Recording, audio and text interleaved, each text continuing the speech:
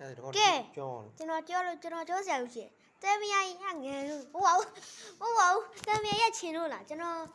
အကုန်တောက်မယ်နော်အကုန်တောက်ပြီးရင် ချင်တော့မှဒီမန်ခွဲရရှိတယ်မန်ကျတူချောင်းလို့ပါလို့ တကယ်ရောချင်လား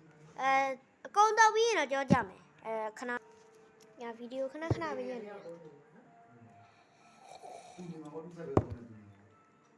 မချင်ပါဘူး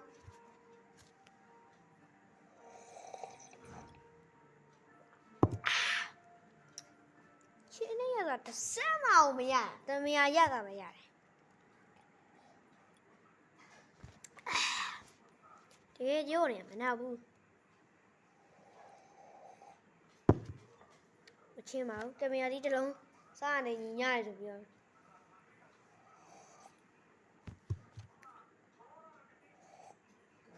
ရတယ်နော်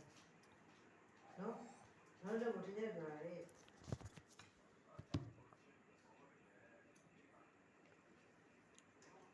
ဒါကျွန်တော်တကယ်တောက်နေရနော်တောက်ချင်ဟန်ဆောင်နေရမဟုတ်ဘူး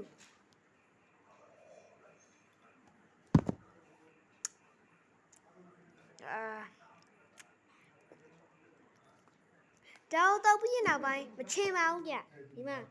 ရုံရင်ကြည့်ပါမချင်ပါဘူးအဲ့ဆိုရင် bye bye